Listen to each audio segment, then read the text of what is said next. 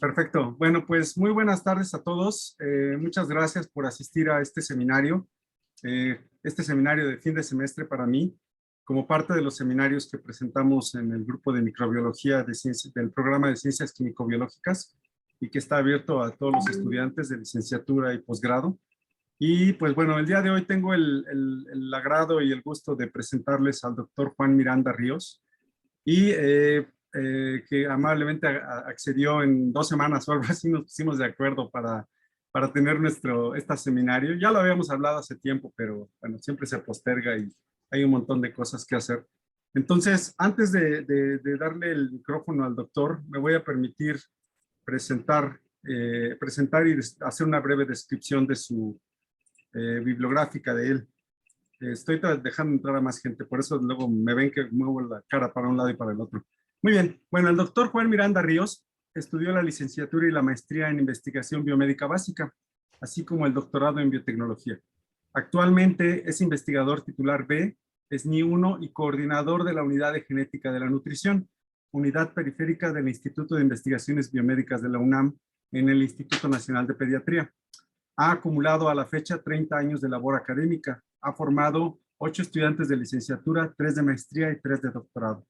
Ha publicado 8 capítulos de libro y 40 artículos en revistas como Nucleic Acid Research, Journal of Bacteriology, Molecular Microbiology, Proceedings of the National Academy of Sciences, Structure, PLOS ONE, con más de 2,500 citas. Ha dictado más de 50 cursos de licenciatura y posgrado. Es miembro de la Academia Mexicana de Ciencias, de la Asociación Mexicana de Microbiología y de la Sociedad Mexicana de Bioquímica. Además, es un fan del RNA, del cual nos va a hablar el día de hoy. Solamente quiero adicionar que al doctor Juan Miranda lo conocí durante mis estudios de doctorado en el Instituto de Biotecnología de la UNAM. Él me dio una clase, no sé si él se acuerde, pero nos habló de sus riboswitches, lo cual en ese entonces, en finales de los 90s, inicios de los 2000s, eran todo un boom. Ahorita muchos ya los tomamos por sentado, pero las primeras evidencias que se dieron los dio a conocer el doctor Juan Miranda. Él me corregirá, pero es con el Operon Koch, me parece. El de de tiamina, más bien. tiamina. Sí, perdón, el de tiamina. Y pues era muy interesante cómo una molécula de RNA, y espero no volverme a equivocar, puede detectar la vitamina. Y con esa detección que realiza el RNA, regula la expresión de los genes. Entonces, es todo muy, muy interesante todo este campo del RNA para los que nos fascina la regulación. Y bueno, ¿qué más que lo de alguien experto como Juan? Y además de todo, pues es súper, súper buena onda, o como dicen los chavos ahora, súper cool. Es todo una personalidad y bueno, y es un buen amigo y te agradezco de verdad, Juan, que hayas aceptado dar este seminario. Entonces, muchas gracias y adelante. No, pues muchísimas gracias, Toño, por la amable invitación y bueno, pues por tus palabras, ¿no? Las aprecio muchísimo. Y bueno, pues sí, ya tenemos un rato que nos conocemos, sí recuerdo cuando llegaste ahí a biotecnología, ¿no? A hacer tus estudios de doctorado y bueno, siempre te caracterizaste por ser un excelente estudiante y ahora me da mucho gusto saber que eres un excelente investigador y bueno, pues aquí andamos. Entonces voy a compartir mi pantalla para que vean la... Ok.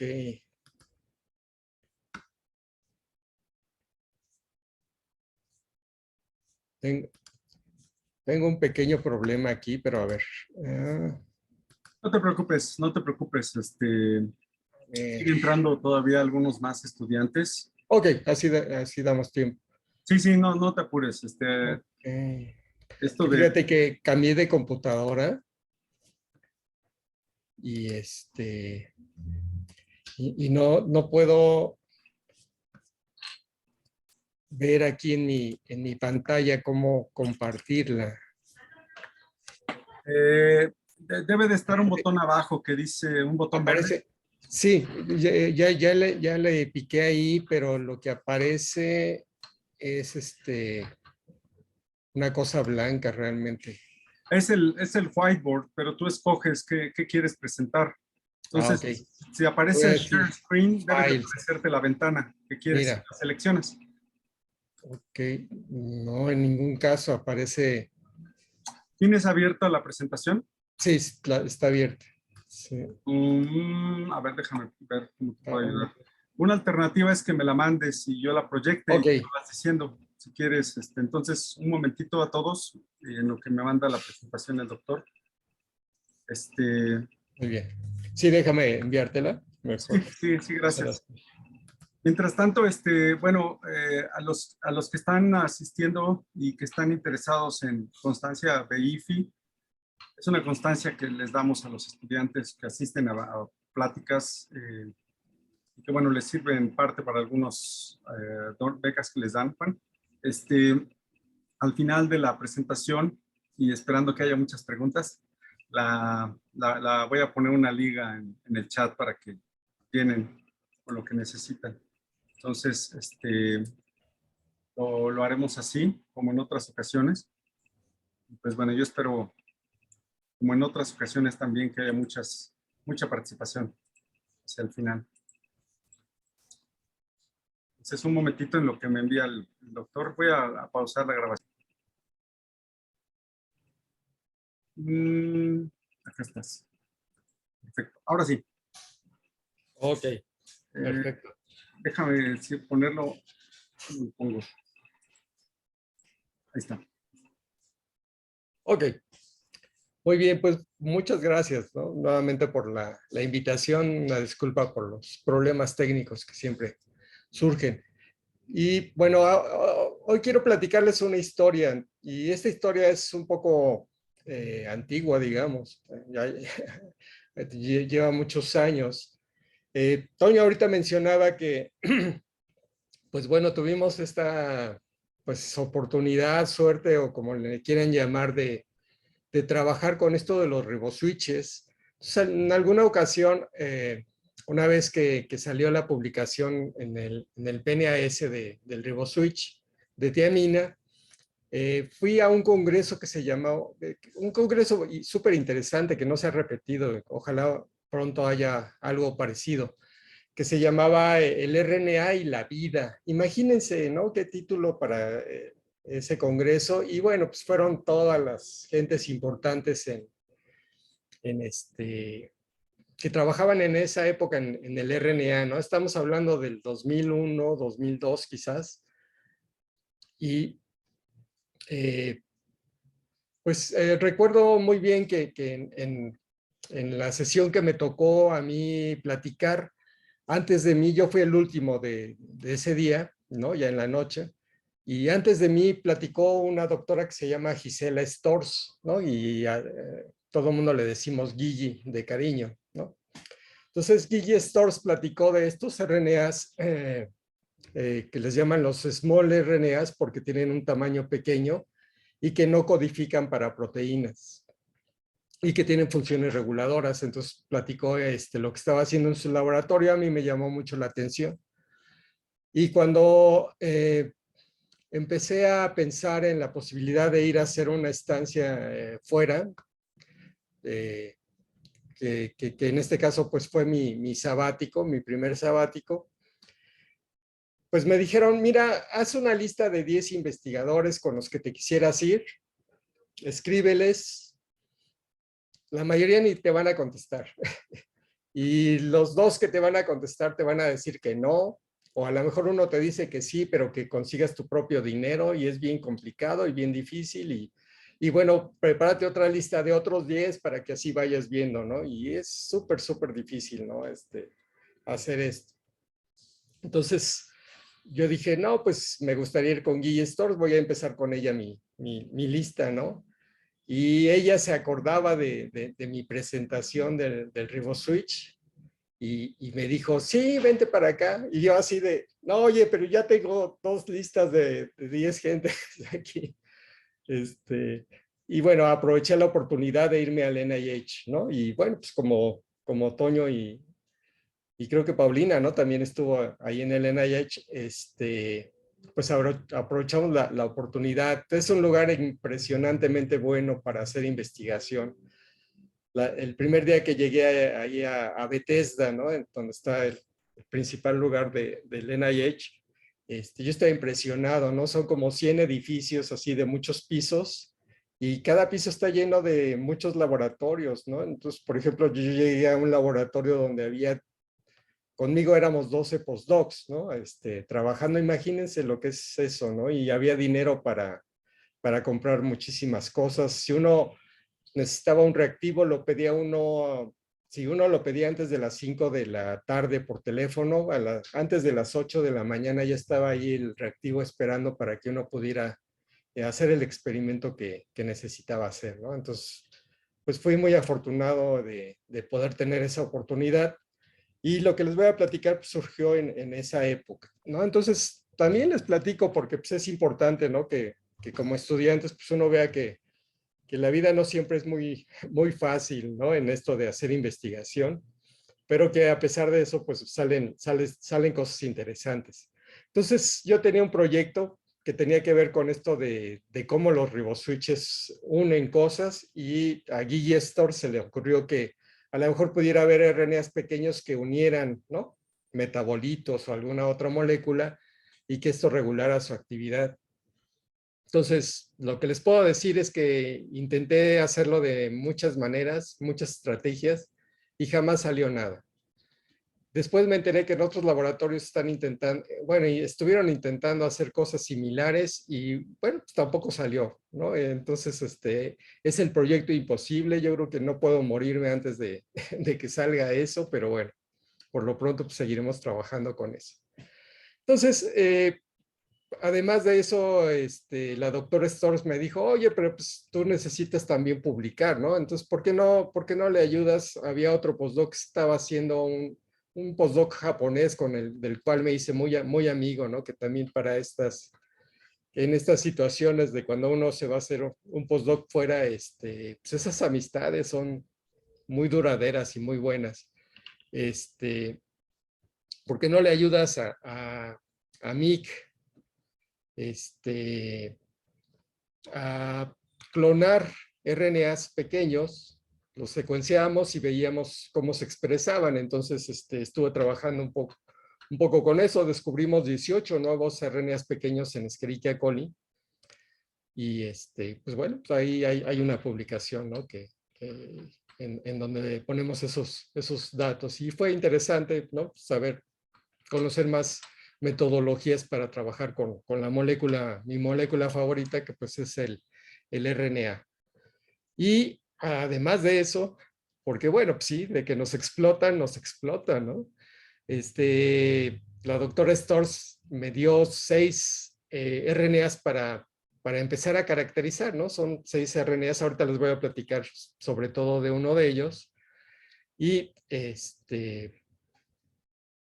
pues bueno, de esos 6, este es el que salió pues con datos más bonitos, ¿no? Y muy interesantes.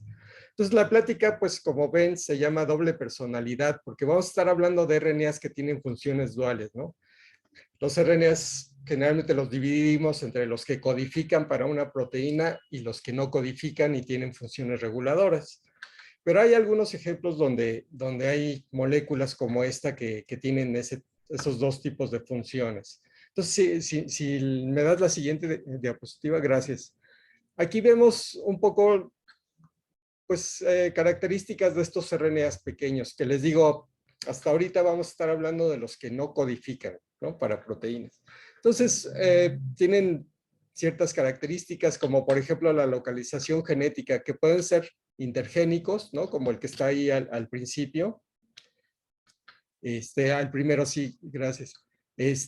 O algunos están derivados de las regiones 5', como el que está a la derecha, de regiones codificadoras. Algunos son intragénicos, ¿no? Dentro de la región codificadora se genera otro RNA pequeño, o son derivados de regiones 3' UTR, 3' no traducidos, y algunos de ellos son antisentido, ¿no? tienen una transcripción en la otra hebra del DNA de la que codifica para una proteína.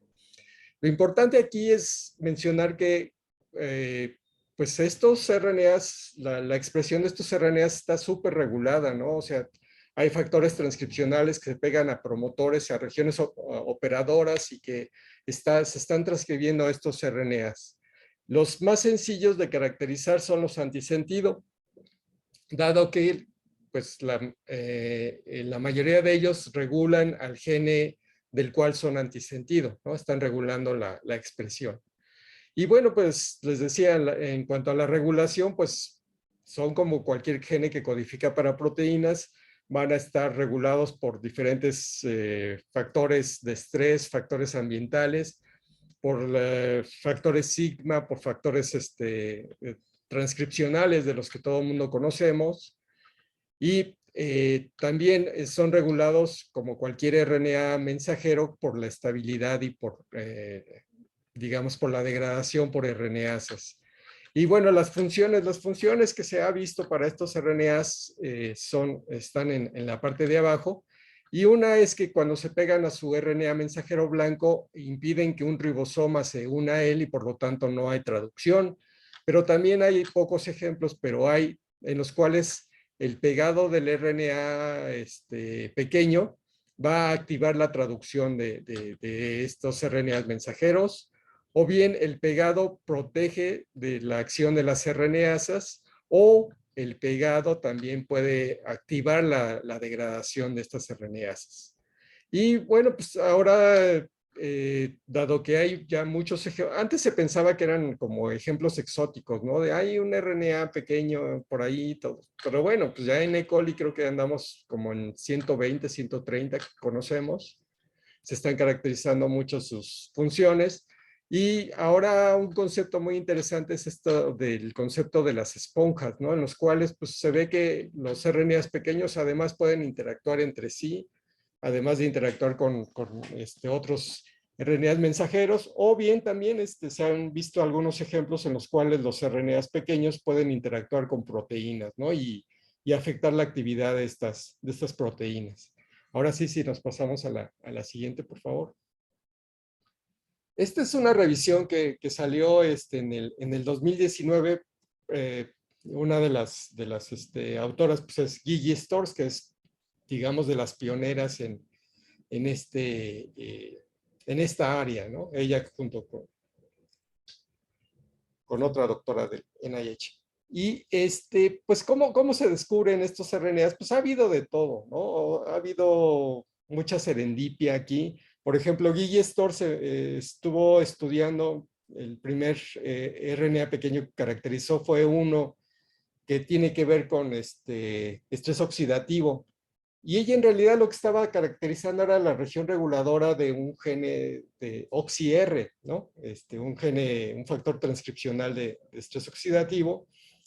Pero al estar estudiando eso se encontró que había una región que podía codificar para un RNA pequeño que probablemente no se traducía y todo eso. Y bueno, fue súper difícil que le aceptaran esa publicación, me cuenta, fue así bien complicado. Nadie le creía, ¿no? Que pudiera haber un RNA con esas características. Y pues lo publicaron en Cell, pero dice que le costó años, ¿no? Tener todas las evidencias que le pedían para demostrar, ¿no? Que era un RNA pequeño. Entonces, bueno, ahora pues ya estamos viviendo en la época de la secuenciación masiva, entonces muchos de los RNAs que se están descubriendo últimamente pues vienen de eso, ¿no? De experimentos de RNA, de secuenciación masiva, ¿no? Pero les digo, yo cuando llegué al laboratorio hace 17 años, pues todavía estábamos clonando, ¿no? RNAs pequeños.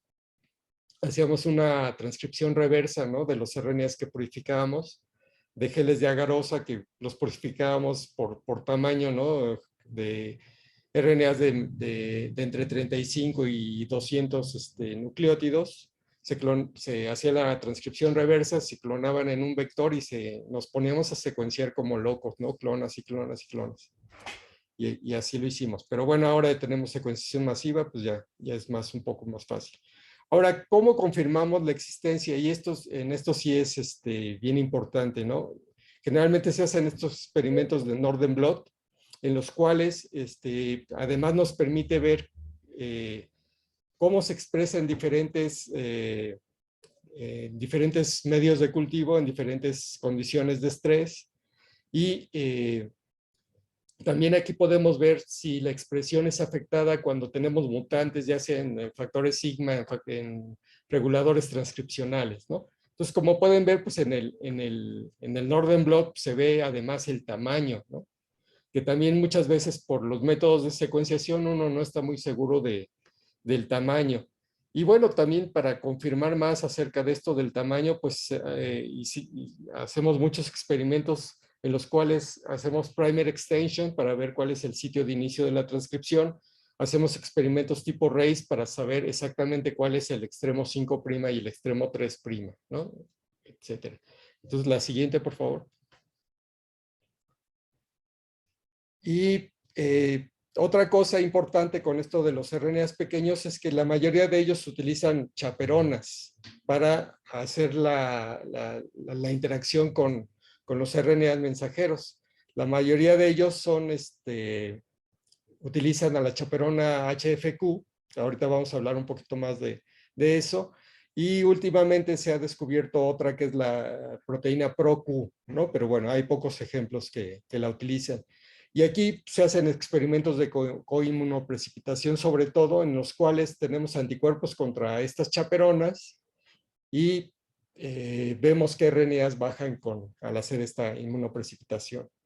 Otras maneras de predecir estos RNAs pequeños es algo de los que les voy a hablar más adelante, y es por medio de predicciones, ¿no?, de computadora.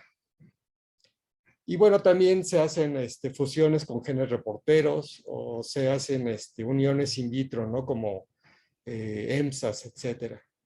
Y bueno, pues lo más difícil es realmente saber, ¿no?, la función de estos RNAs. Pues obviamente hacemos mutantes del RNA, sobreexpresamos estos RNAs pequeños y tratamos de encontrar fenotipos visibles, ¿no?, como dice aquí. Y pues es les digo, la parte más difícil. Si todo lo demás es difícil, esto es lo más difícil de todo, porque a veces los fenotipos no son tan claros y no nos dan mucha idea, ¿no?, de lo que está sucediendo o cómo pudieran estar interactuando, ¿no?, con otros RNAs mensajeros o con otras moléculas. La siguiente, por favor. Les iba a decir que en cualquier momento me pueden interrumpir para hacer preguntas, ¿eh? Pues yo sé que son temas nuevos y que pueden surgir muchas preguntas. Muy bien. Entonces, aquí en esta diapositiva es simplemente ver un ejemplo. Les decía que al principio pues, había pocos ejemplos de estos RNA. Se pensaba que era algo un poco exótico. Pero pues conforme se han descubierto más, pues hay RNAs pequeños que están interviniendo, ¿no?, en ver la disponibilidad de hierro dentro de la bacteria, como por ejemplo RYHB, o hay algunos que tienen que ver con la utilización de carbono, ¿no?, como SPOT42. Fíjense, este es muy interesante, el SPOT42, porque hace muchísimos años la gente lo que hacía era darle fósforo 32 a las bacterias y después purificaban RNAs y luego estos RNAs los pasaban por cromatografías de 2 dimensiones y pues veían ahí que salían manchas, ¿no? Entonces, Spot 42 es porque es la mancha número 42. Imagínense todas las manchas que veían de todos los RNAs que se marcaban en ciertas condiciones, ¿no?, de crecimiento de las bacterias. Y pues a él le tocó el número 42, ¿no? Y ahora también es otro de los RNAs que tienen funciones duales, ¿no?, que tienen funciones reguladoras que se unen a RNAs mensajeros y que además codifican para una proteína. Y bueno, hay otros ejemplos como estos, los MIC-A, MIC-L, ¿no?, que tienen que ver con la regulación de proteínas de membrana, y otros que tienen que ver con diferentes estreses. Aquí todos los círculos, sí, los círculos, las parábolas estas de color rojo están identificando a diferentes RNAs pequeños y vean cómo en esto de múltiples estreses, pues hay muchísimos que tienen que ver con la regulación de diferentes procesos en la célula. Hay unos también muy interesantes en cuanto a cuando hablamos de bacterias patógenas, pues, tienen que estar regulando la virulencia, ¿no? Entonces, pues bueno, esto que les decía, pues al principio era así como que muy, muy exótico, pues se ha convertido en toda un área de estudio, ¿no? Muy interesante para tratar de entender todos los fenómenos que suceden dentro de una bacteria. Ok, entonces si nos avanzamos una. Entonces ya vamos a platicar un poquito más en concreto de este RNA del que habla el artículo que hoy les voy a contar. Y todo empezó en el año 2002, cuando salió este artículo, en el cual, pues, lo que hicieron estos investigadores es decir, vamos a tener un programa de computadora que nos prediga RNAs pequeños, ¿no? Entonces, lo que hacían ellos básicamente es que creaban una base de datos de regiones intergénicas y entonces buscaban promotores tipo -35, -10, ¿no? Y buscaban terminadores Rho independientes. Y le decían, bueno, que no sean regiones muy grandes porque vamos a estar jalando a los RNAs que codifican para proteínas. Y también ellos veían cuáles de estas regiones podían codificar para una proteína, que serían proteínas pequeñas por el rango de tamaño que estaban ellos viendo. Ellos en realidad vieron 227 candidatos, ¿no? Y de esos 227, 32 ya se habían descrito, pues eran RNAs pequeños que ya se conocían, eran RNAs de transferencia huérfanos que no se sabía para quién, qué aminoácidos estaban codificando, y también veían RNAs de transferencia y RNAs ribosomales truncados, ¿no? Que pues esto, cuando yo les decía que nosotros lo que hacíamos era purificar RNAs, luego aquí la parte complicada es decir, bueno, ¿son RNAs pequeños lo que estamos purificando o es el basurero de la célula, ¿no? Como decía la doctora Storrs, ¿no? Porque pues saben ustedes que los RNA ribosomales, los RNAs de transferencia, los RNAs mensajeros van a sufrir procesos de degradación y vamos a encontrar moléculas de tamaño pequeño, pero que originalmente no eran RNAs pequeños, ¿no? Entonces, bueno, eso también es una complicación para trabajar en este campo.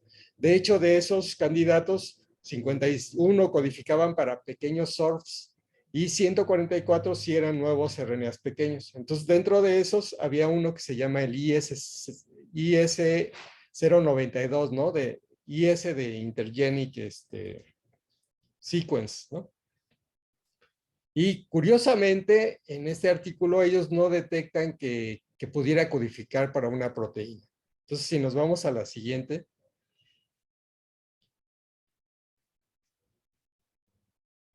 Ellos hacen el Northern Blot porque les digo, hacer el Northern Blot y ver la expresión por medio de un Northern Blot en esta área de un RNA pequeño es así como que lo más importante, ¿no?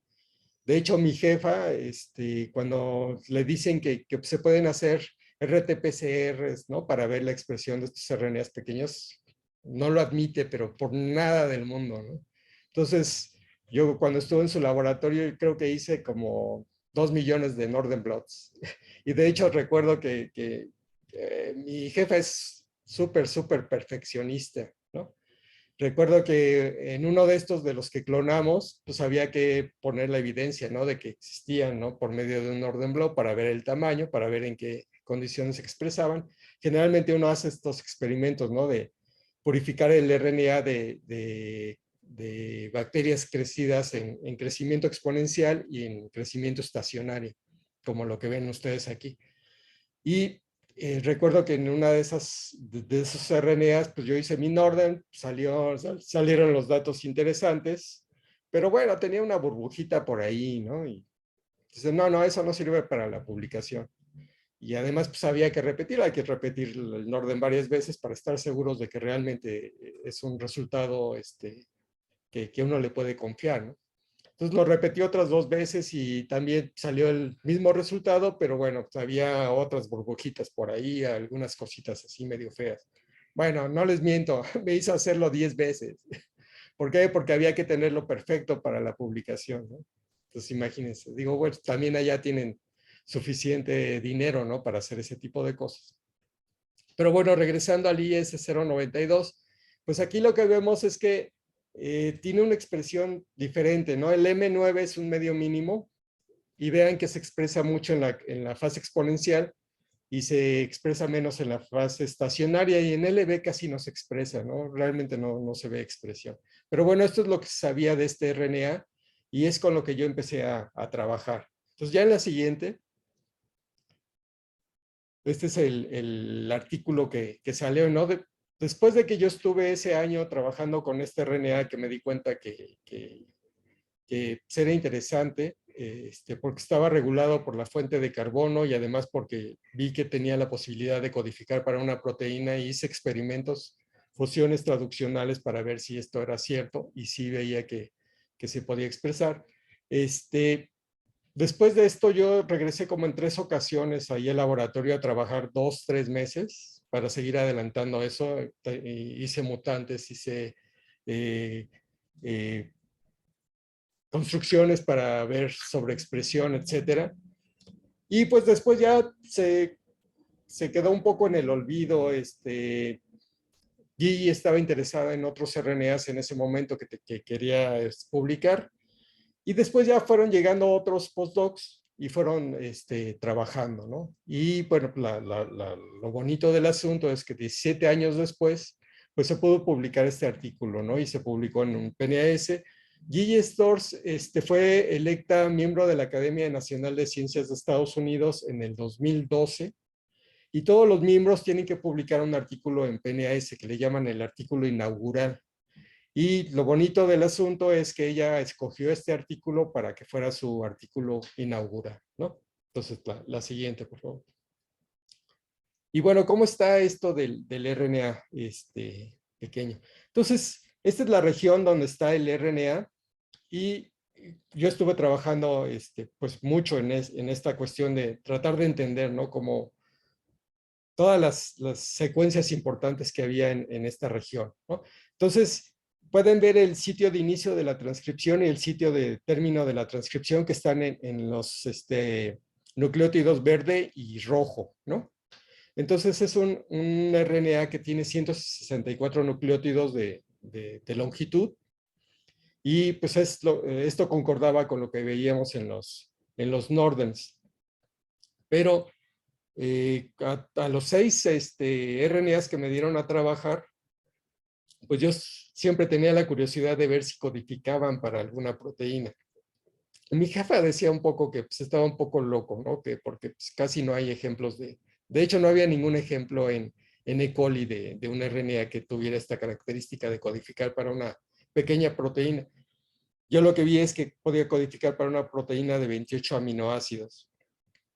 Y bueno, ahí se muestra el sitio Shane-Dalgarno, ¿no? Que es el sitio de unión para este RNA. Y se muestran en nucleótidos que están subrayados, la región -35 y la región -10, ¿no? Entonces, vean, son bien bonitas, ¿no? El TT-GACA se parece muchísimo y la caja TATA está padrísima. Y lo interesante aquí también fue que ya habíamos visto en Nordens que había una expresión diferencial en glucosa y glicerol en diferentes fuentes de carbono, y lo que encontramos aquí son 2 sitios de pegado de la proteína CRP, ¿no? Esta proteína tan importante de regulación de CRP. Ok, entonces,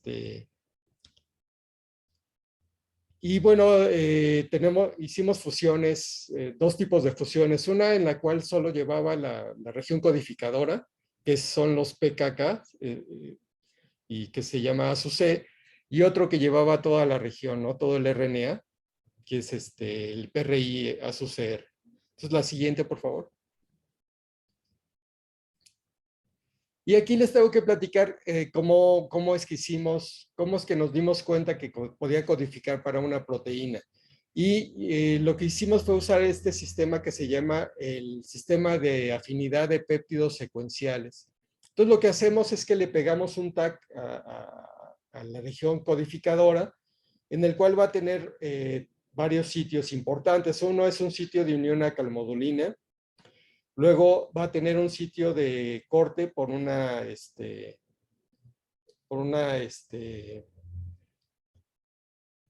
proteína, una enzima que va a cortar en este sitio para quitarle lo que sería otra región que codifica para 3 epítopes FLAC, ¿no? Que también nos van a permitir evidenciar, ¿no?, la existencia de esta proteína.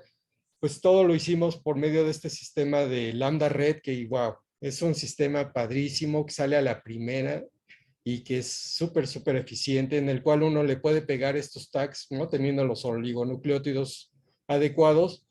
Le podemos pegar un gene de resistencia al antibiótico y después hasta se le puede quitar este gene de resistencia a antibiótico y marcarlo en el cromosoma, ¿no? Mi jefa también es muy de la idea de que no hay que hacer experimentos o muchos experimentos de regulación usando pues las regiones clonadas en vectores multicopia, ¿no? Pues eso te altera muchísimo la regulación. Entonces, esto te permite hacer todas tus fusiones y ver la regulación muy fina en estos genes que están modificados en el propio cromosoma. Y del lado derecho, pues les muestro lo que nos permite hacer este sistema, que es la proteína que nos interesa, pues generalmente, bueno, pudiera estar asociada a otras proteínas y que nosotros al pasarlo por una columna que une calmodulina podemos purificar esas proteínas, identificarlas y se pueden hacer muchas magias con eso, ¿no? Pero entonces espero que quede claro la idea, ¿no?, de usar este sistema, porque es importante para los siguientes experimentos. Entonces, la siguiente, por favor. Entonces, aquí les muestro uno de los primeros experimentos en los cuales veíamos dos cosas. Una, que había regulación, digamos, de la expresión del RNA en diferentes fuentes de carbono, ¿no? Y en diferentes pHs, ¿no?, del medio de cultivo. Entonces, como pueden ustedes ver, en fase exponencial, el RNA, que aquí se llama ASUCR, bueno, y lo del ASUS se los cuento, porque también, ¿no?, cuando ya teníamos datos de que este RNA era interesante, un día la doctora Storrs me dice, oye, ¿cómo se dice sugar, ¿no?, en español? Y le digo azúcar. Dice, sí, ya sabemos qué nombre le vamos a dar, ¿no? Y entonces se le quedó el nombre de ASUCR, ¿no? Entonces, ASUC va a ser la proteína y ASUCR o ASUR me voy a referir así al RNA. Entonces, como pueden ver en la parte de abajo, ASUCR se expresa en la fase exponencial, sobre todo en los dos pHs, en 7 y 5.5 en glucosa, pero vean lo que pasa cuando lo ponemos en glicerol. Cuando lo ponemos en glicerol, pues baja mucho la expresión de esto. Lo ponemos en galactosa y pues bueno, también hay una expresión muy, muy pequeña de esto. Y bueno, más adelante vamos a ver por qué es importante la galactosa. Pero ahora vean la expresión de la proteína, ¿no? Estamos viendo ASUC con este tag que nos permite, pues con anticuerpos anti-FLAC, detectamos a la proteína, ¿no?, haciendo un Western blot. Y vean que la proteína se expresa muy diferente, ¿no? O sea, se expresa tanto en la parte exponencial como en la región estacionaria, ¿no?, del crecimiento. Y de hecho se expresa más en un pH más ácido. En glicerol, pues solo se expresa en la región estacionaria con el pH ácido. En galactosa no se expresa nada. Entonces, pues se veía que había un desacuerdo, ¿no?, entre los niveles de este RNA y los niveles de la proteína codificada por este RNA. Entonces, pues ya era así como que súper, súper interesante. Y pues la regulación que estábamos viendo entre glucosa y glicerol, pues es lo que uno espera de ver por un gene regulado por CRP. Lo que no les mencioné también es que los sitios de CRP son casi canónicos, ¿no? Que eso, uno de ellos es canónico, que eso pues nunca pasa con un sitio de pegados de un factor transcripcional. Pero bueno, es muy, muy interesante. La siguiente, por favor. Ahora, ¿qué características tienen esta proteína? Uno puede meter la secuencia de esta proteína en diferentes tipos de programa, que es lo que yo hice, y te va a dar a predecir algunas características de esta proteína. Y lo que nos dijo ese programa es que era una proteína anfipática. Lo que pueden ver ustedes es que hay una gran cantidad de aminoácidos no polares y que puede formar esta hélice, ¿no? Entonces es una hélice anfipática. Tiene algunos residuos no polares, sobre todo tiene una cara no polar del lado izquierdo abajo y tiene una cara un poco más polar en la parte superior derecha, ¿no? Entonces, pues esto nos estaba indicando, muchas de las proteínas que tienen este carácter se asocian a membranas. Entonces fue interesante hacer el experimento, esto yo ya no lo hice, lo hizo otro postdoc, en los cuales se hacía la fragmentación, ¿no? de las proteínas. Teníamos, y lo que se vio es que la ASUC estaba en la membrana interna, ¿no? Y pues esto se comparó con otra proteína, ¿no? Por el conocimiento que se tenía, ¿no? Un poco de OMPA, pues se veía que OMPA se iba al pellet, ¿no? Haciendo determinadas tipo de extracciones, pero ASUC estaba en la membrana interna. Entonces, este carácter anfipático pues nos está hablando de que sirve para asociarse a membranas. Y eso también pues ya estaba interesante. La siguiente, por favor. Y otra manera de confirmar esta localización, pues es la siguiente. Se hizo una fusión con GFP y se vio que la proteína GFP, como ven aquí en donde dice wild type, pues está asociada a la membrana, ¿no? Vean qué bonitas fotografías, ¿no? Se muestran aquí. Cuando se usa una mutante en la cual dos de los residuos polares, digo no polares, se cambian a residuos polares, ahora ya no se asocia a la membrana, como se puede ver en el cuadro de abajo. Entonces esto también nos estaba confirmando que la localización de esta proteína es membrana. La siguiente, por favor. Y bueno, aquí ya vienen esta cuestión de que también nos sirvió el TAC, SPA, para ver qué otras proteínas estaban copurificando con ASUC.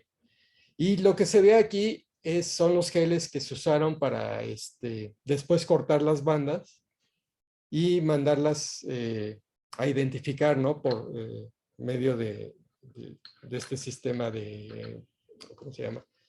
Ahorita se me fue el nombre.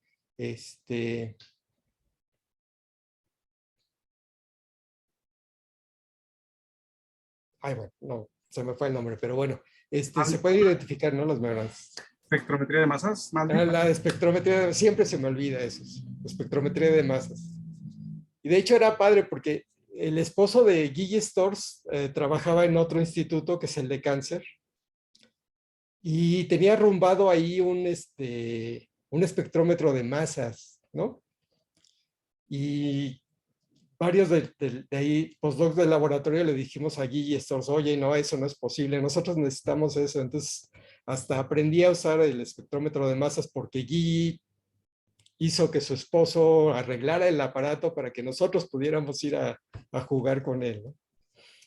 Y bueno, por medio de este TAC, lo que se descubrió es que ASUC se asocia con GLPD. Como control, se usó otra proteína con TAC que es ACRZ, que está en el lado derecho, y con este sistema se pudo purificar la proteína que se sabe que interactúa con ella, que es ACRB, ¿no? Entonces, bueno, pues el sistema está jalando. Pero bueno, había que confirmarlo. Entonces, también lo que se hizo fue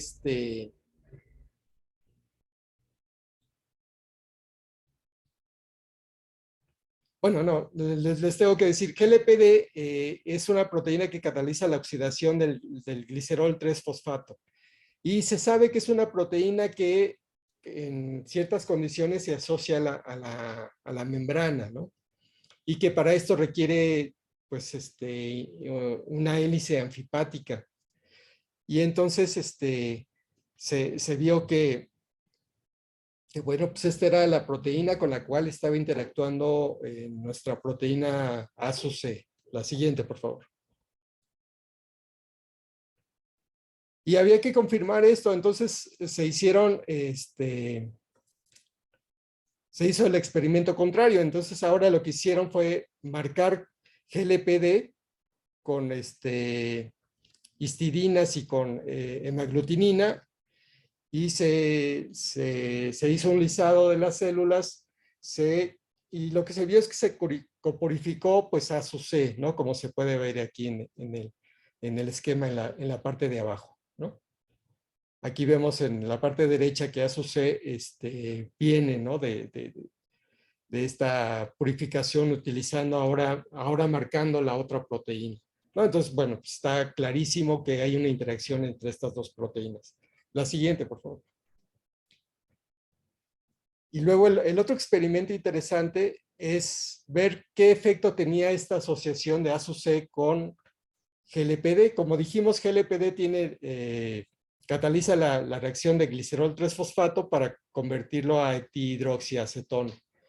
Entonces, se les ocurrió hacer un ensayo en el cual se ponía un colorante que es este MTT, que tiene color amarillo en los lisados, y si hay actividad de esta deshidrogenasa, pues se forma un color azul, ¿no? Que es el azul formazán.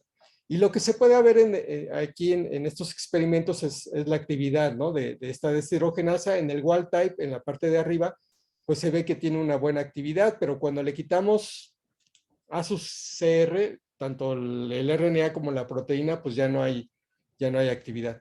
Cuando o sobreexpresa, ¿no? ASUC, que es el PKK ASUC que está demostrando aquí Toño, pues se ve que la actividad todavía es mayor, ¿no? Y hay un control en el cual tenemos ASUC, pero se le introdujo un codón de paro temprano, y ahí se ve que ya no hay aumento de la actividad. Entonces, aquí está ya de alguna forma muy claro. Y bueno, si ponemos, este es otro control, les digo que mi jefa es muy perfeccionista y le encanta hacer este tipo de cosas. Aquí el control es que quitamos tanto ASUCR como GLPD y pues vemos que no hay actividad, ¿no? Se pierde la actividad en todas las condiciones. Entonces aquí ya queda muy claro que ASUC lo que está haciendo es incrementar la actividad de GLPD. A ver, la siguiente, por favor. Entonces interactúa, pero además tiene que ver con la actividad. Y ahora se sabe que, nada más permítanme un momentito.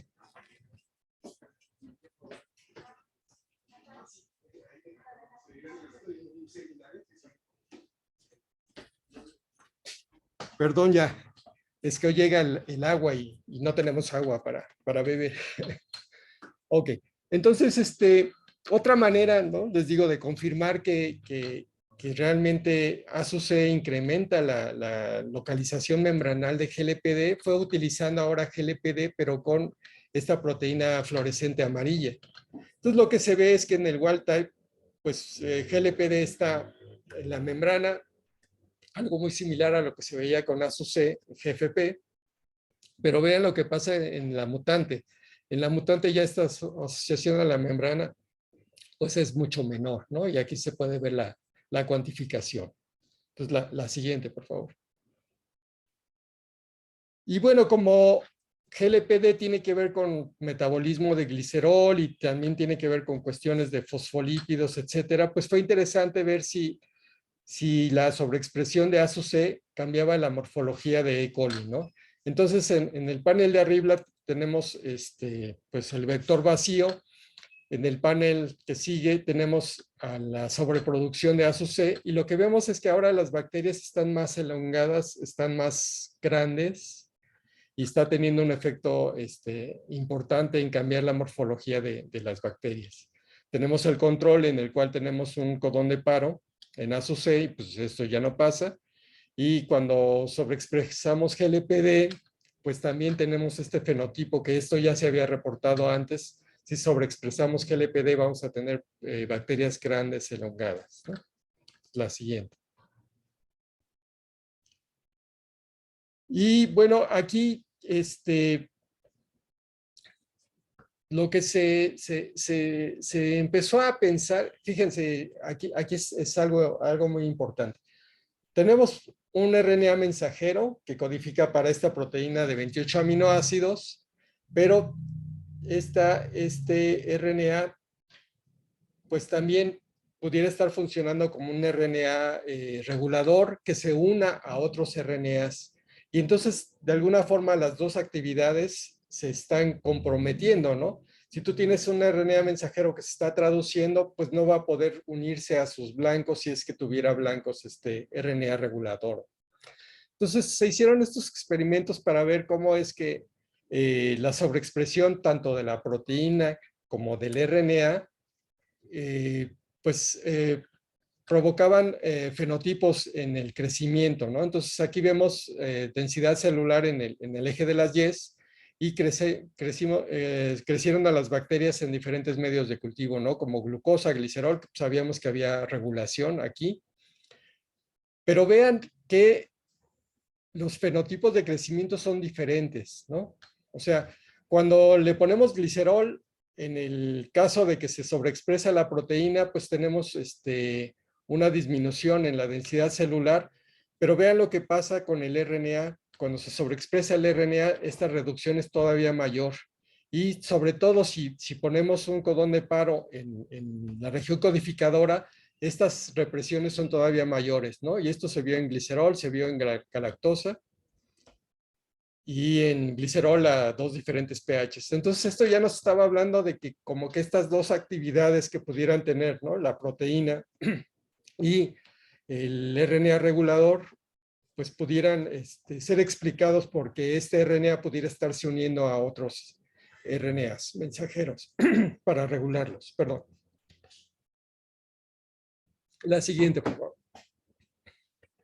Y haciendo análisis, esto sí me tocó a mí, esto lo hice yo, pues uno puede tomar la secuencia del RNA y ver si hay posibilidad de que pudiera estar interactuando con otros RNAs mensajeros.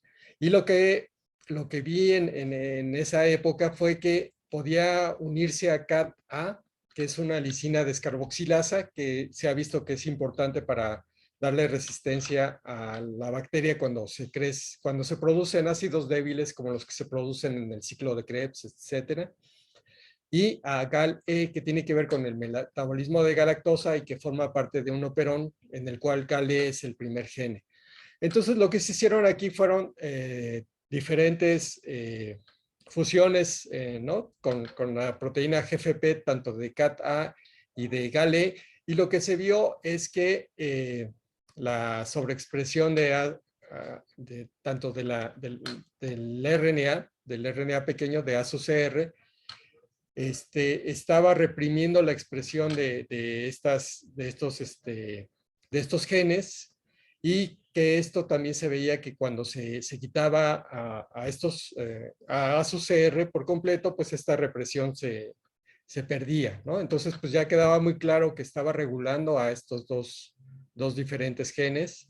En el panel G, el que se muestra en abajo, son experimentos de coinmunoprecipitación. Les decía que muchos de los RNAs pequeños van a poder interactuar con su RNA mensajero utilizando chaperonas. Y se hicieron experimentos con anticuerpos contra la HFQ, que es la chaperona clásica, y ProQ, ¿no? Que es la que está del lado derecho. Y lo que se puede observar ahí en las inmunoprecipitaciones es que sí hay interacción entre estos entre los RNAs y HFQ. Pero algo bien raro que se vio es que generalmente cuando un RNA pequeño interactúa con HFQ y observamos su expresión en una mutante de HFQ, ya no se observa el RNA pequeño, ¿no? Pero lo que pueden ver ahí es que cuando se ve el RNA pequeño en la mutante HFQ, además se ve todavía una mayor cantidad. Entonces, esto también hizo pensar que a lo mejor el RNA pequeño no nada más tenía funciones reguladoras sobre CAT-A y GALE, que era lo que estábamos viendo, sino que a lo mejor este efecto de HFQ lo estábamos viendo porque estaba funcionando como un RNA mensajero que a su vez era regulado por otro RNA pequeño. Entonces vean que aquí ya la complejidad del sistema pues está estallando a niveles muy, muy grandes. La siguiente, por favor. Y lo que se observó es que hay una región en el RNA que puede ser unido por otro RNA pequeño que es FNRS, ¿no? Que tiene que ver con estas cuestiones de hierro de las que hablábamos al principio, ¿no? Entonces, bueno, pues se hicieron los experimentos para ver aquí. El tipo de experimentos que se hacen es que se hacen mutaciones tanto en el RNA, digamos, mensajero, en la región que interactúa con el RNA pequeño, y también se hacen mutaciones en el RNA pequeño. Y con eso se pierde la regulación que se está observando, y luego se hacen combinaciones de mutaciones en las cuales se vuelve a formar, digamos, esta interacción con otras bases y se ve que se gana nuevamente la regulación. Y bueno, ese es el tipo de experimentos que se hicieron aquí, ¿no? Y bueno, vean que para esto pues también fueron importantes, ¿no? Algunas de las fusiones que hice que fueron con el gene reportero, pues la etcétera, ¿no? Entonces la siguiente, por favor. Y esta es una parte un poco más complicada, porque les decía como que todos estos datos nos estaban diciendo que dado que es un RNA que va a interactuar con ribosomas, pero que también va a interactuar con otros RNAs mensajeros, pero que también va a interactuar con un RNA pequeño, pues ustedes saben que en las bacterias la transcripción y la traducción están se realizan al mismo tiempo, ¿no? Generalmente se está transcribiendo el mensajero y ya los ribosomas están ahí pegados, se está traduciendo, ¿no? Es diferente de lo que pasa en eucariotes, que, bueno, pues tenemos la transcripción en el núcleo y luego este núcleo, estos transcritos tienen que ser exportados hacia el citoplasma para que sean traducidos. Entonces, dado que esto sucede al mismo tiempo en las bacterias, pues tener un RNA con estas características, pues es complicado. Lo que se hizo aquí fue ver la expresión de ASUC, de la proteína, tanto en glucosa como en galactosa, y lo que se hizo aquí fue al revés. Lo que se hizo fue sobreexpresar los RNAs mensajeros blancos, ¿no? CAT-A y GALE. Entonces, lo que se observa aquí es que, sobre todo en galactosa, cuando se sobreexpresa CAT-A o GALE, baja mucho la expresión de ASUC de la proteína, ¿no? Entonces, esto está diciendo que la interacción entre, digamos, la parte del RNA, de este RNA que está interactuando con CAT-A y con GALE, cuando se da esa interacción, pues no puede haber una muy buena traducción de la proteína, ¿no? De ASUC. Entonces, esta es la parte también muy interesante de este RNA. A ver, la siguiente, por favor. Y pues bueno, aquí surge este pequeño modelo, ¿no? En el cual se trata de representar, ¿no? las dos funciones de este RNA dual. Y es la siguiente, ¿no? Se produce el RNA y este RNA del lado izquierdo pues va a codificar para una proteína. Esta proteína va a interactuar con las membranas, va a interactuar con GLPD y va a aumentar la actividad de GLPD. Pero además este RNA va a ser reconocido por el RNA pequeño del lado izquierdo, y y va a estar regulando de manera negativa la expresión de esta proteína, ¿no? Y aquí es importante la interacción con HFQ. Y del lado derecho, pues vamos a tener la producción de este RNA pequeño que va a ser capaz de reprimir, ¿no?, la expresión de RNAs mensajeros como CAT-A y GAL-E. Y pues les digo, el problema es que tiene una doble personalidad, pero es al mismo tiempo, ¿no? O sea, si está haciendo una función, pues esto va a ser en detrimento de la otra función. Entonces, pues yo estoy seguro que van a seguir trabajando con esto y que van a salir todavía cosas, pues, más interesantes, ¿no? Pero bueno, la verdad me da mucho gusto, ¿no? Que pues de ciertas observaciones que pude realizar, ¿no?, durante esta estancia sabática que les comenté, pues haya surgido un RNA tan interesante, ¿no?, para estudiar. Y pues bueno, sería todo lo que les tengo que platicar. No sé si tengan dudas, preguntas, comentarios. Son bienvenidos. Muy bien. Muchas gracias, Juan. Pues bueno, ya escucharon. Por favor, si tienen preguntas, si quieren abrir su micrófono o quieren escribirla, con gusto las leo. Mientras las van escribiendo, se van animando. Oye, bueno, solo remarcar algunas cosas que mencionaste, Juan, y creo que eso es algo importante para los que están haciendo aquí algo.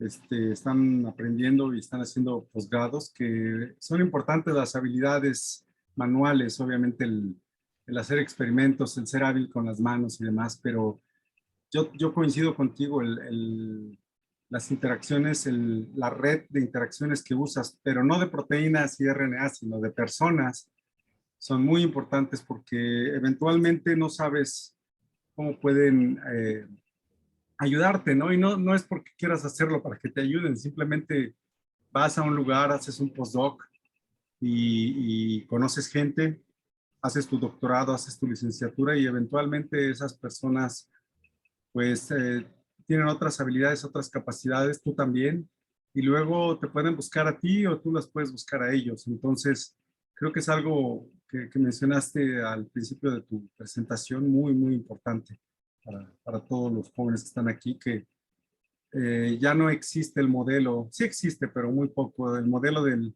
investigador, del profesor investigador que está en su burbujita, que va, No. hace, se sienta en su escritorio, trabaja, no interactúa con nadie y se va. Sí, no, eso no existe, ¿no? Y digo, aquí, por ejemplo, en biotecnología, ¿no? Era padre, me acuerdo, ¿no? Que pues te encontrabas a la gente, ¿no?, en el pasillo y te acuerdas, ¿no? De, oye, ¿qué tal? ¿Cómo va este experimento? Y nos poníamos a platicar y salían cosas interesantes, a veces hasta colaboraciones, todo eso.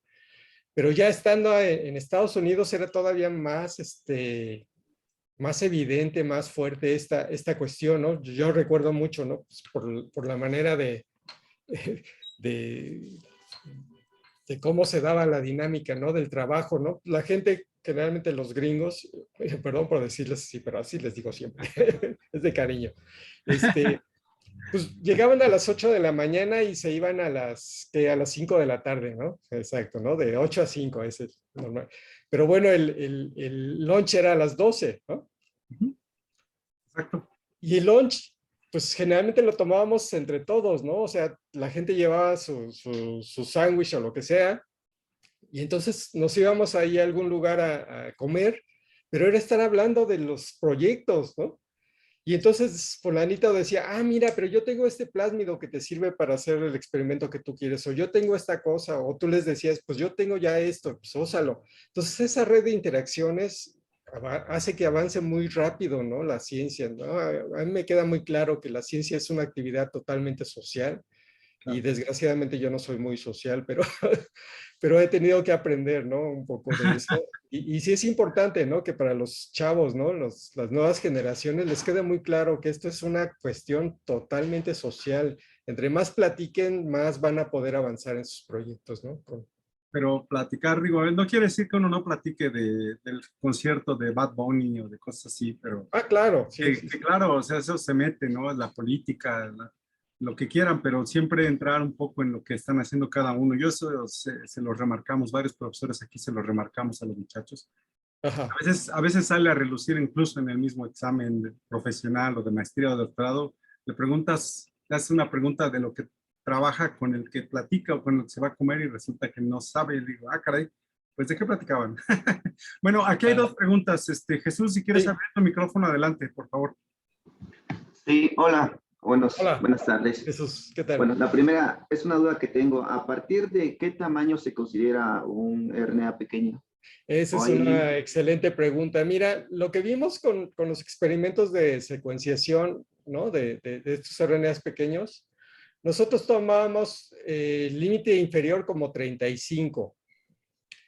Y hay ejemplos en E. coli de RNAs como de 300, 350 bases. Entonces, yo te diría que va más o menos en ese tamaño, ¿no? Entre 30 y 400 se considera como RNA pequeño. Ok. Bien, otra pregunta. ¿Hay una modificación posttranscripcional en esos RNAs?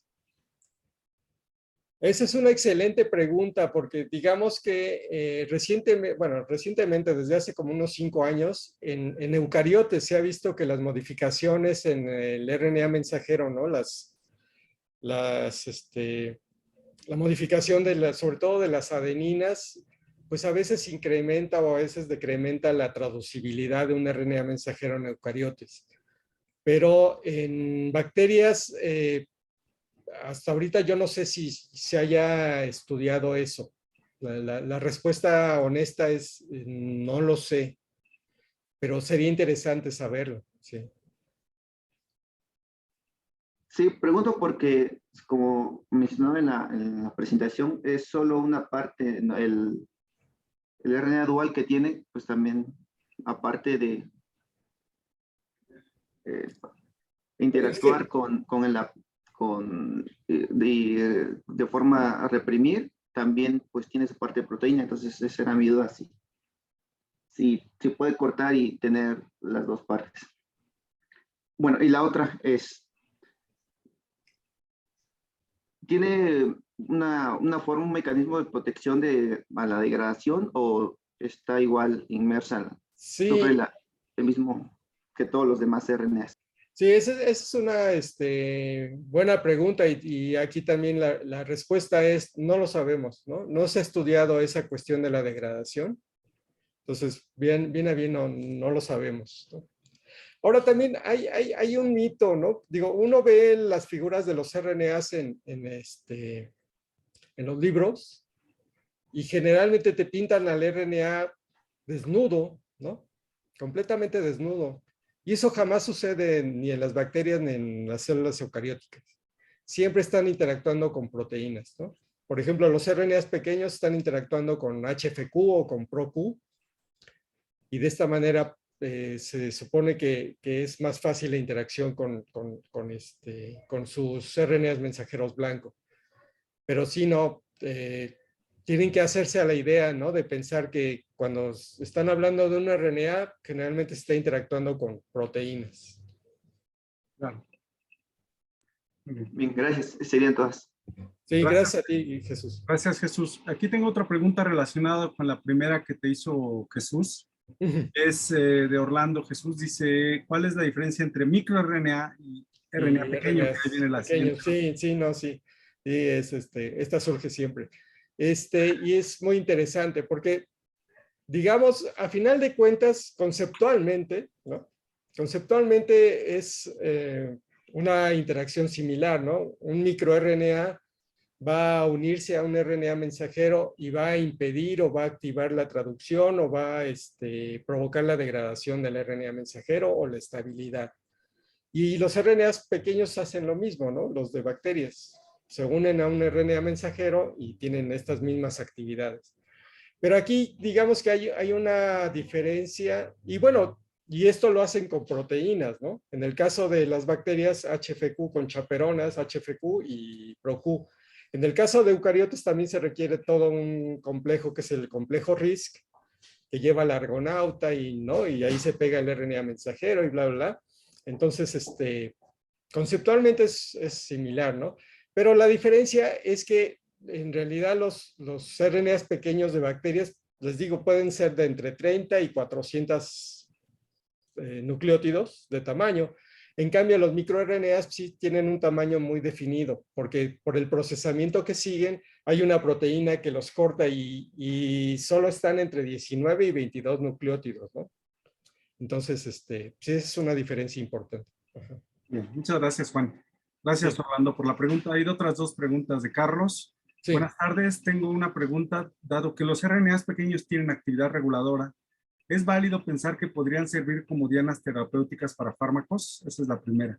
Y o se pueden utilizar, o se puede utilizar este conocimiento para manipular a las bacterias que dejen de expresar factores de virulencia para que sean eliminados de forma más sencilla por el sistema inmune. Sí, no, es excelente este comentario, esta pregunta, porque sí, o sea, mucho del interés de estudiar los RNAs pequeños en bacterias patógenas es esta cuestión, ¿no? De que están regulando la expresión de factores de virulencia y pues obvio que no queremos, ¿no? Que se expresen esos factores. Entonces, el problema aquí ha sido la implementación de cómo hacer llegar estos RNAs solo a las bacterias y que tengan la función adecuada, ¿no? Los que serían anti-RNAs, ¿no? Por llamarlos de alguna manera. Pero sí, la idea es esa, ¿no? Y yo estoy seguro que en 5 años vamos a tener moléculas que hagan eso. Ajá. Sí, claro. Hay muchas compañías que han surgido, ¿no? Que trabajan con estos RNAs como para tratar de hacerlos llegar a la terapia, ¿no? Claro. No, perfecto. Muy bien, gracias por la pregunta y la respuesta. Deitzel García, ¿de qué manera induce la sobreexpresión del RNA en los experimentos? Ok. Sí, eso está muy bonito. Mira, hay plásmidos en los cuales tú puedes clonar en una región el gene que sea de tu interés y junto a él ya viene dentro del plásmido un promotor, que es un promotor muy fuerte, ¿no? Entonces, tú clonas tu gene de interés en este plásmido, lo metes a la bacteria, transformas con él a la bacteria y va a estar usando ese promotor para transcribirlo y puedes tener una muy, muy alta transcripción, ¿no? Tienes promotores muy fuertes que además están en plásmidos multicopia y eso te genera una sobreexpresión muy grande. Ajá. Muy bien, muchas gracias, Juan.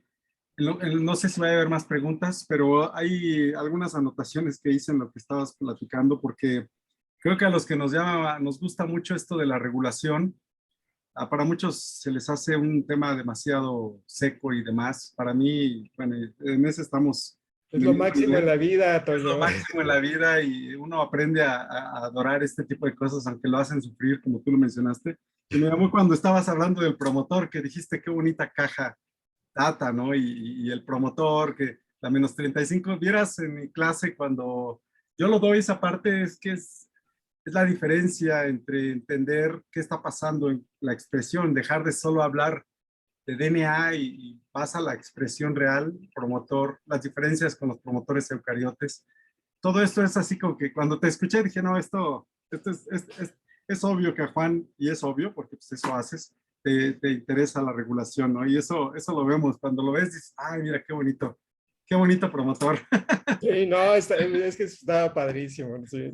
Son El promotor y te digo, el sitio de unión de CRP, que uno de ellos es así canónico, pues no, eso no existe en la naturaleza, o sea, jamás.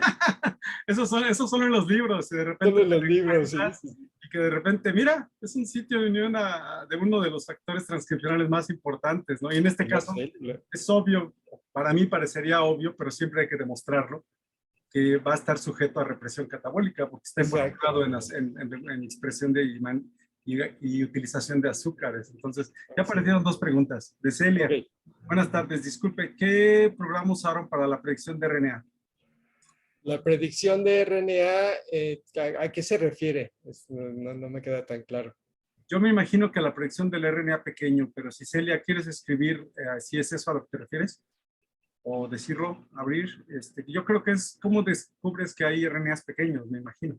Ok, bueno, les digo, este RNA y otros, ¿no? Los 225 candidatos que vimos, o sea, una compañía farmacéutica, de hecho, ¿no? Pero les digo, por eso es importante esta cuestión de conocerlos, porque también se pueden utilizar como blancos terapéuticos.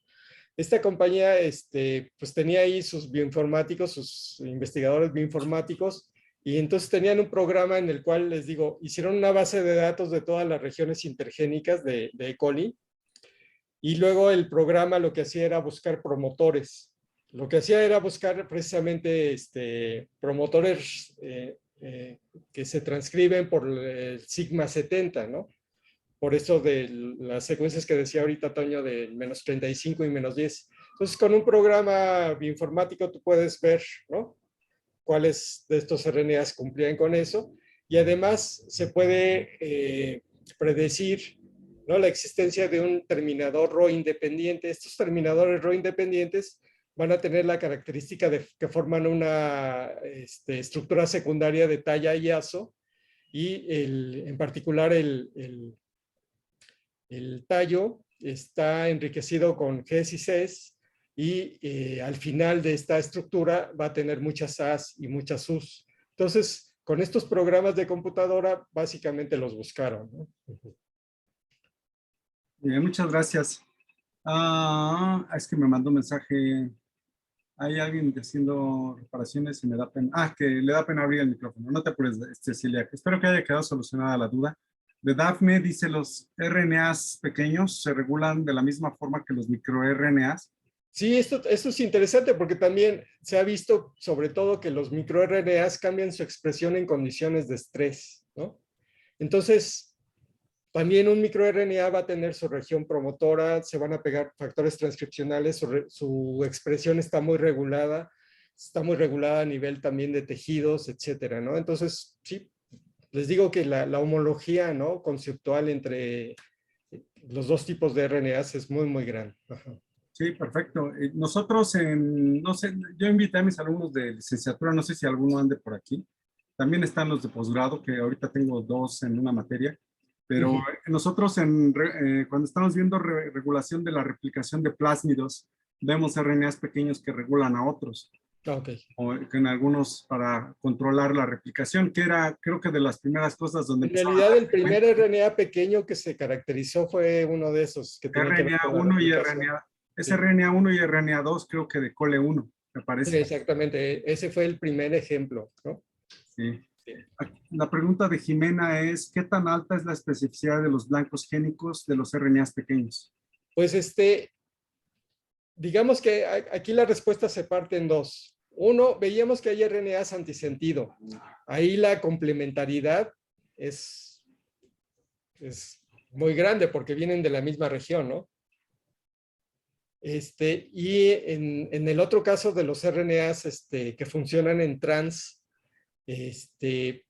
como vieron en las diferentes gráficas, cuando se ve la complementariedad entre el RNA pequeño y el RNA mensajero blanco, hay gaps, ¿no? Hay varios nucleótidos que se pegan, pero luego hay varios que no se pegan y se vuelven a pegar, ¿no? Y por eso es importante. Las chaperonas ayudan a que, aunque no la complementariedad no sea perfecta, se pueda dar la interacción. En el caso de los antisentidos es muy interesante porque dado que la complementariedad es perfecta, no se requieren a estas chaperonas, no las utilizan. Fíjate, muy interesante también. Sí. Muchas gracias por la pregunta. Yo tengo más bien una consulta, Juan, porque nosotros en el laboratorio, igual que en el de José Luis, usamos el sistema Lambda Red para mutagenizar a Salmonella. Okay. Sí. Sin embargo, estamos teniendo unas bronconas para remover el cassette. No hemos podido, ya nos pasaron un par de plásmidos, el P20, que es el original que describió Datsenko, y una variación por ahí, el PFRT. No nos han querido jalar. No sé si tú lo has hecho recientemente en tu laboratorio. No, recientemente no, fíjate, no, nada más mi experiencia con eso fue cuando lo hice ahí. Ajá. Sí, okay. No, desafortunadamente no. Bueno, sí, no, bueno, tendré que buscar regresar como se lo hizo con Víctor y a ver qué onda, qué nos sugieren, porque sí hemos tenido broncas. Sí, lo que sí es que a ellos les jala súper bien, ¿no? Sí, yo no entiendo a nosotros por qué no logramos insertar el cassette, pero luego ya no lo podemos remover.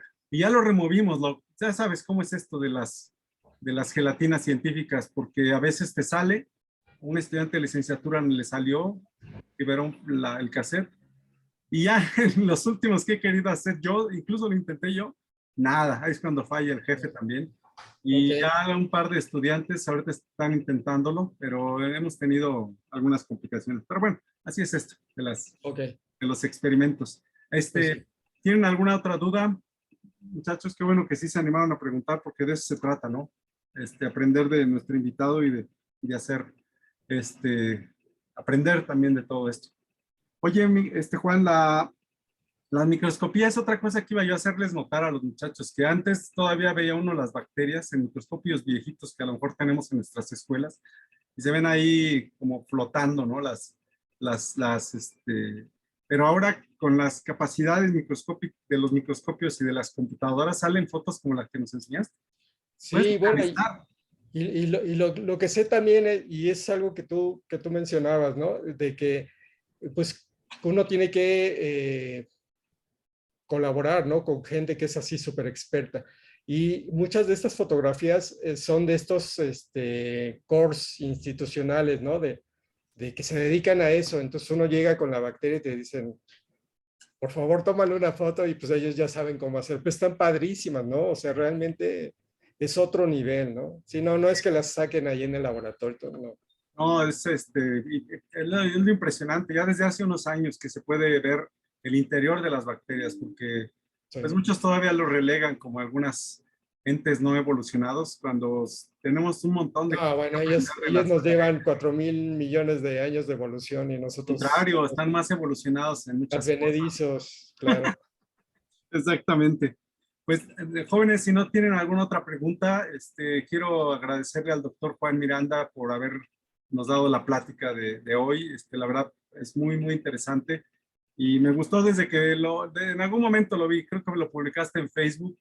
Dije, Ajá. ay, no, eso está Bueno, padrísimo, de pero los muy RNAs contento. reguladores, todo. Y fue cuando te volví a contactar. Y Exacto, me da sí. mucho gusto que hayas aceptado la invitación y platicar antes contigo, saber cómo estás, y espero que esta comida que estábamos platicando hace rato podamos Sí, ver. no, esa solo falta decir el día, pero esa está.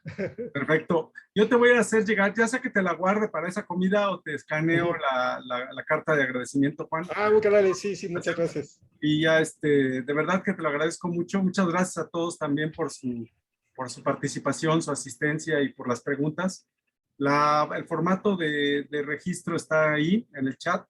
Y pues bueno, muchísimas gracias, Juan. Que tengas muy buena Vale, tarde y buen fin de gracias semana. igualmente. Que Nos vemos, que disfrutes. estén bien. Bye. Hasta luego.